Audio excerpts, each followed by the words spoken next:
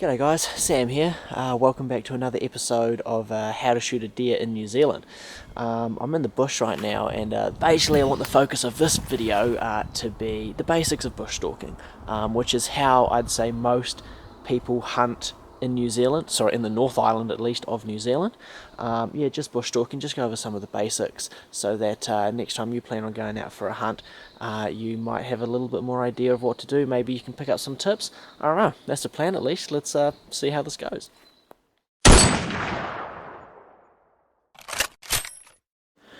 Now, if I had to sum up bush stalking in one word, it would be slow. Simply put, you can never go too slow when you're bush stalking. Like, not moving at all is kind of ideal, but obviously we can't cover any ground if we're not moving at all.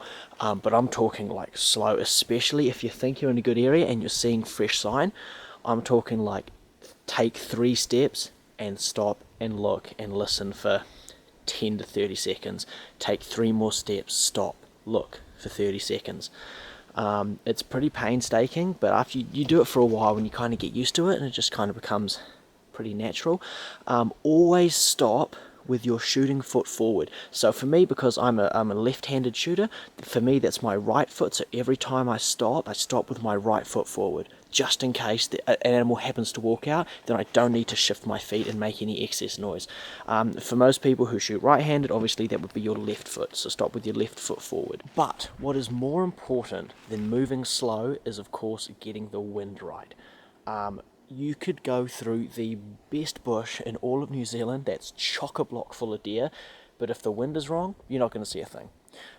So basically the first thing you need to do before going into any block anywhere in New Zealand is look which way the wind's going. So I use the website Windy. Windy is awesome. For me it seems pretty accurate as well, even though it's like the whole world, but you can just zoom into New Zealand, zoom into your little spot, and it'll tell you roughly how, at least what direction the wind's going to be going. Now, if there's not enough wind where you can't actually tell which way the wind's blowing, there's a couple ways that you can kind of figure it out. I like to use a lighter sometimes. I don't have one handy right now because it's fairly breezy and the wind's constant in a certain direction, but a lighter is a good way, just a little, and then you can see which way the flame goes. If the flame isn't moving at all, just kind of wiggle it up and down, and that forces the flame to go in a direction, and then that's generally going to be the direction the wind is blowing. The downside with a lighter is that it makes that sort of noise, right, which can actually sound quite loud, and I have heard stories of people using a lighter, and as soon as they flick it, a deer takes off next to them. So that's the downside, but also really cheap, really easy to, like, super reusable, stuff like that. You can also buy, which I think are pretty cheap, those wind indicator sort of things. They're like a little bottle. You don't have to do much movement. You just kind of squeeze them and they let up like a puff of white powder. And that's a really quick, easy way to tell which way the wind's blowing. So that's good. I don't know how much they are though. I've never used one. But I've got mates who do, and it works pretty well. Downside with that is, I don't know, you got to go to hunting and fishing and buy it, I guess. And it's probably more expensive than a lighter. I don't know, actually. Don't quote me on that. Alternatively, what you can also do is literally just get some leaves, throw them up. Okay, cool. Wind's going that way. It's a good way to do it. But it's also, obviously it's free. You can just grab some leaves. It's not super reliable if there is very, very little wind. And also it's loud and it makes a lot of noise. But, there's a whole bunch of options. If it's cold, you can, just breathe out. I reckon that's the easiest way to do it, but it needs to be cold for that. So there's no such thing as zero wind, right? You might not be able to feel anything, but the wind is always swirling and moving. In the first thing in the morning, it's called the katabatic things. You guys may have heard of it. When the sun comes up and the air gets warm, obviously heat rises, so the air will slowly drift uphill. And in the evening, when the sun's starting to go down and the air gets cool, it starts, drifting downhill. So if there's no wind, that's probably what it's going to be doing. It's also, it tends to swirl a lot, and, like, the wind, the forecast is pretty much a recommendation. The wind has a mind of its own sometimes. A lot of the time, especially in the bush, we kind of get lots of hills and stuff. It kind of disrupts the, like, you might look at the clouds, and they're going, one way, but then the wind at ground level it was going the other way, because the vegetation, the topography, all of that really affects how the wind swirls and stuff, and it can be an absolute pain in the ass, but when you get the wind right, yeah, that's when the magical stuff can happen. That's when, you know, you're going to get success, because the wind is absolutely #1 priority. So get that wind in your face so that animals can't smell you before they see you.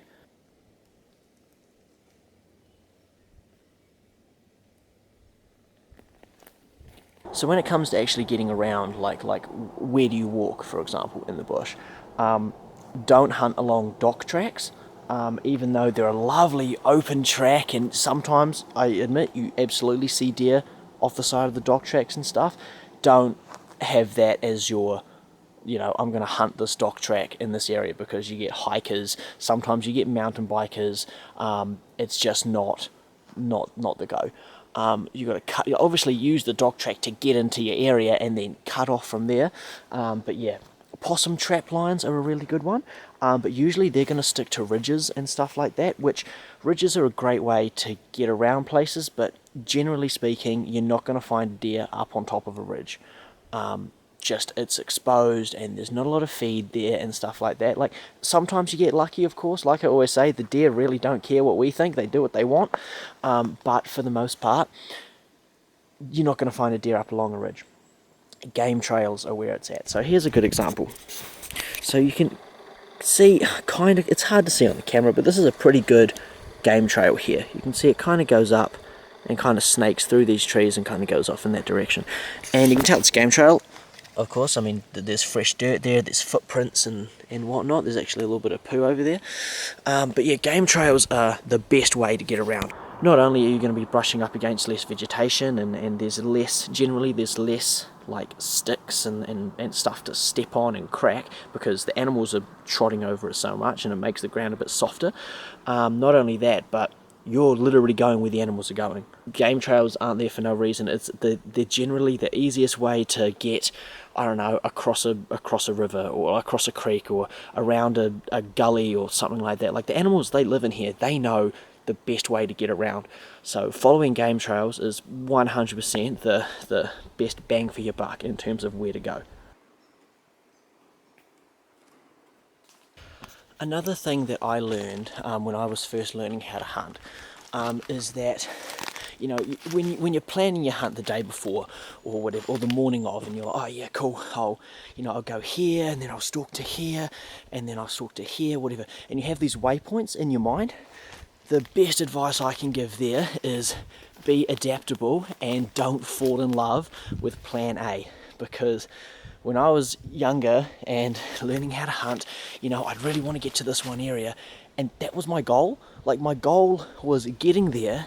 It wasn't shooting a deer.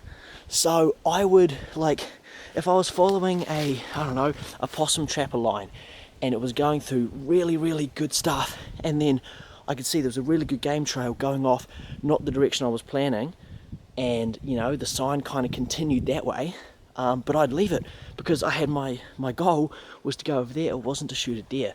And it's just reminding yourself that, like, what your goal actually is, you know, and go where the sign is, man. Just go where the sign is, because where there's sign, there's deer. And then you start learning pretty quick what a good area is, and you start learning places where you can go a little bit faster and places where you really want to slow down. So obviously, like, if you're stalking, like, there's a deer around every corner, around every tree, you're not going to cover much ground, and it's mentally exhausting, and frankly it gets boring as well sometimes, and it gets frustrating because you're not seeing any animals. Eventually you start learning that a place like this, for example, where there's a pretty good game trail along this ridge, but it's pretty, like, there's just crown fern, and this is like the highest point, and chances are we're not going to see a deer up here. So a place like this, I wouldn't like run, I wouldn't boost it, like, you're still on alert, but you just walk slowly, you know, just as in like a walking pace, as opposed to properly stalking forward. And it's just little things like that you pick up. And I know it's frustrating watching YouTube videos where you're trying to learn how to do something, and you know, half the advice is, oh yeah, you pick this up eventually. But that's genuinely the case. The best way to learn is just to get out there and make mistakes and learn the hard way and stuff like that.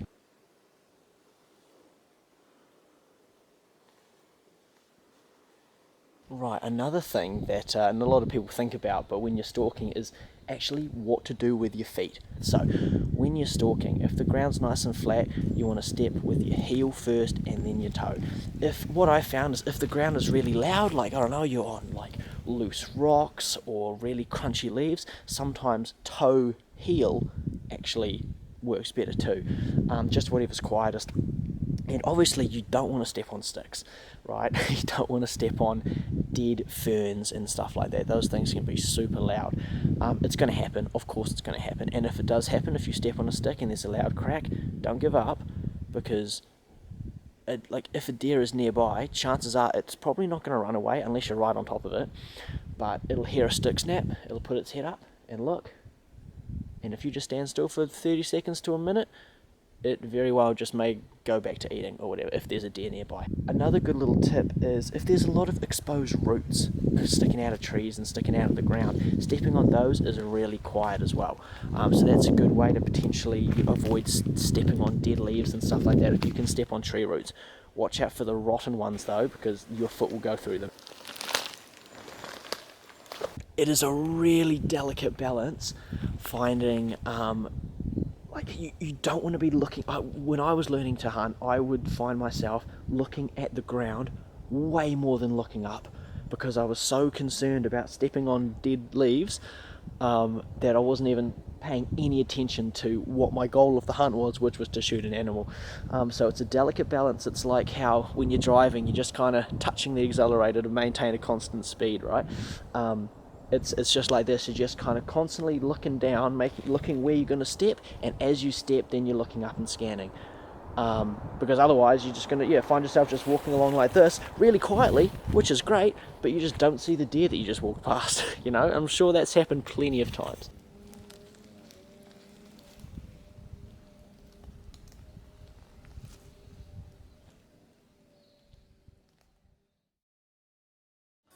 Alright guys, hey, a couple very quick things from me. First and foremost, if you have any of your own tips to do with this sort of topic, things that you've learned yourself, chuck them in the comments. I'm sure there's heaps of people out there who would be super keen to read a few extra tips, and I'm sure I've still got plenty to learn myself. I will chuck a couple links down below for other places where you can go that cover all these topics about hunting in New Zealand way better than I ever could, so I'll chuck those links below. But anyway, that's going to be all from me. I hope you guys learned a thing or two. If you want to see kind of the whole series, like all the videos that I've put out about, hunting, how to shoot a deer in New Zealand, I'll chuck the box over there for you. And if you want to see a video of me going out and potentially shooting something, I'll chuck a box over there for you. Anyway though, that's all from me. Thank you guys so much for watching. See you in the next one.